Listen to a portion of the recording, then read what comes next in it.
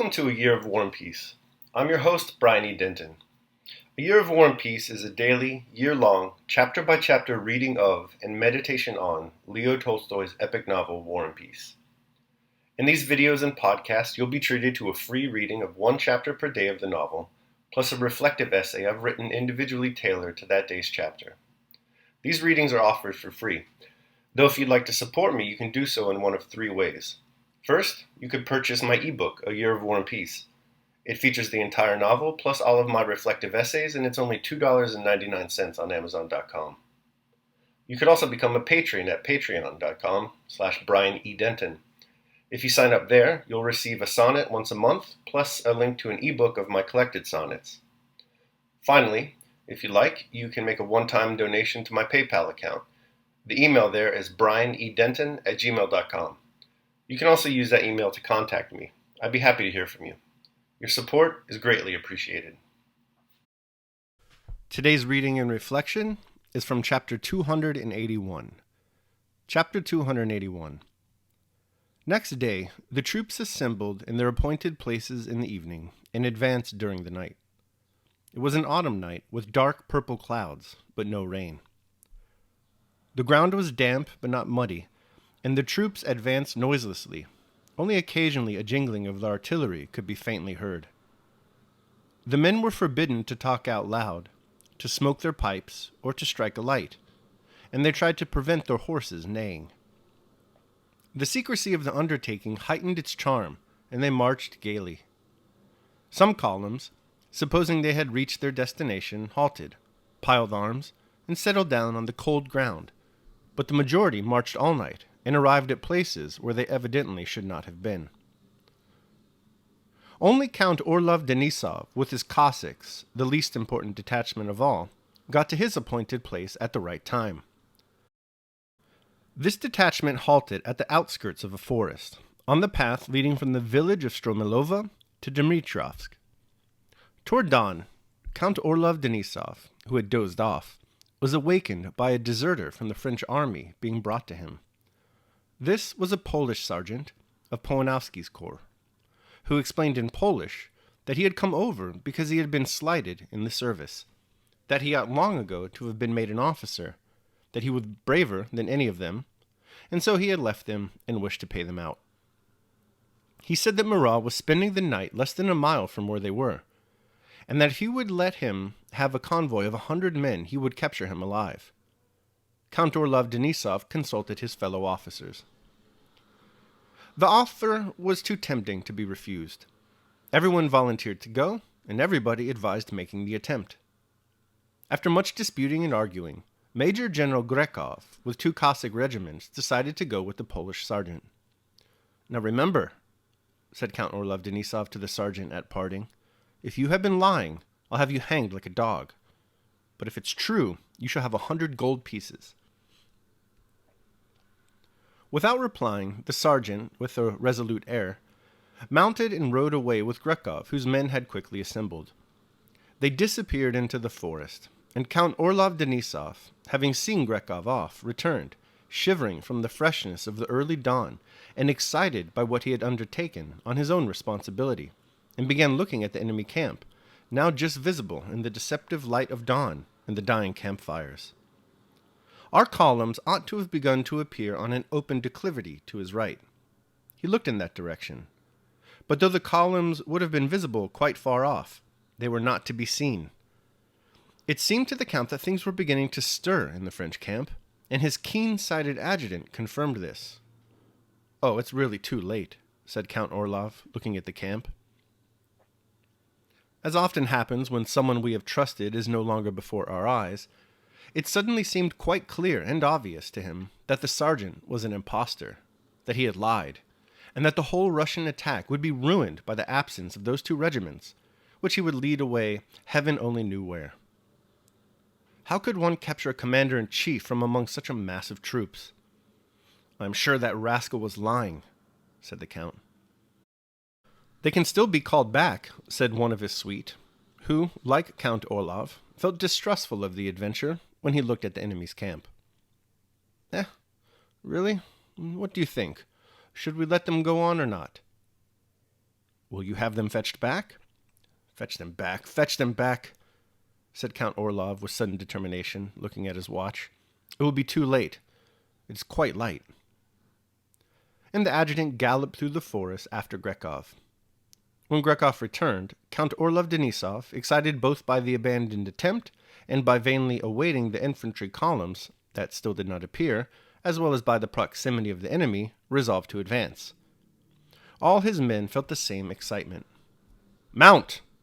he commanded in a whisper. The men took their places and crossed themselves. "Forward, with God's aid!" "Hurrah!" reverberated in the forest. And the Cossack companies, trailing their lances and advancing one after another as if poured out of a sack, dashed gaily across the brook toward the camp. One desperate, frightened yell from the first French soldier who saw the Cossacks, and who were all in the camp, undressed and only just waking up, ran off in all directions, abandoning cannons, muskets, and horses. Had the Cossacks pursued the French, without heeding what was behind and around them, they would have captured Murat and everything there. That was what the officers desired. But it was impossible to make the Cossacks budge when once they had got booty and prisoners. None of them listened to orders. 1,500 prisoners and 38 guns were taken on the spot, besides standards and, what seemed most important to the Cossacks, horses, saddles, horsecloths, and the like. All this had to be dealt with, the prisoners and guns secured, the booty divided, not without some shouting and even a little fighting among themselves. And it was on this that the Cossacks all busied themselves. The French, not being farther pursued, began to recover themselves. They formed into detachments and began firing. Orlov Denisov, still waiting for the other columns to arrive, advanced no further. Meantime, according to the dispositions which said that the first column will march and so on, the infantry of the belated columns, commanded by Benningsen and directed by Toll, had started in due order and, as always happens, had got somewhere, but not to their appointed places. As always happens, the men, starting cheerfully, began to halt. Murmurs were heard, there was a sense of confusion, and finally, a backward movement. Adjutants and generals galloped about, shouted, grew angry, quarreled, said they had come quite wrong and were late, gave vent to a little abuse, and at last gave it all up and went forward, simply to get somewhere. "We shall get somewhere or other." And they did indeed get somewhere, though not to the right places. A few eventually even got to the right place, but too late to be of any use, and only in time to be fired upon. Toll, who in this battle played the part of Weyrother at Austerlitz, galloped assiduously from place to place, finding everything upside down, everywhere. Thus he stumbled onto Bagovut's corps, in a wood, when it already was broad daylight, though the corps should long have been joined by Orlov Denisov. Excited and vexed by the failure, and supposing that someone must be responsible for it, Toll galloped to the commander of the corps and began upbraiding him severely, saying that he ought to be shot. General Bagovut, a fighting old soldier of placid temperament, being also upset by the delay, confusion, and cross purposes, fell into a rage to everybody's surprise, and quite contrary to his usual character, and said disagreeable things to Toll. "I prefer not to take lessons from anyone, but I can die with my men as well as anybody," he said, and advanced with a single division. Coming out onto a field under the enemy's fire, this brave general went straight ahead, leading his men under fire, without considering in his agitation whether going into action now with a single division would be of any use or not. Danger, cannonballs, and bullets were just what he needed in his angry mood. One of the first bullets killed him, and other bullets killed many of his men, and his division remained under fire for some time quite uselessly. All right, that concludes my reading of chapter 281. I will now proceed to my reflection on the same. A Year of War and Peace, day 281. Look how they massacred my boy. Sonny Corleone massacred himself. It was his own anger that shot him up at the causeway and then kicked him in his dead face. If only he could have tamed his rage and refrained from thoughtless action born of frustration, then perhaps he could have reigned as Don. As it happened, however, his enemies were able to lure him out into the open by baiting his fury. Today, General Baguvot pulls a Sonny. He looks out at the disarray of the Russian campaign and loses his otherwise placid temperament. He cannot abide that none of the regiments are in place or that the Cossacks are pillaging the French rather than pursuing them. His rage provokes him into needlessly attacking the French. He leads the way, and he is the first to die. Don't be Sonny. Don't be Baguvot. Daily Meditation. And let this truth be present to thee in the excitement of anger, that to be moved by passion is not manly, but that mildness and gentleness, as they are more agreeable to human nature, so also are more manly. And he who possesses these qualities possesses strength, nerves, and courage, and not the man who is subject to fits of passion and discontent. For in the same degree in which a man's mind is near to freedom from all passion, in the same degree also it is nearer to strength. Marcus Aurelius, Meditations. All right, good. So that concludes my reading of chapter 282 and my reflection on the same.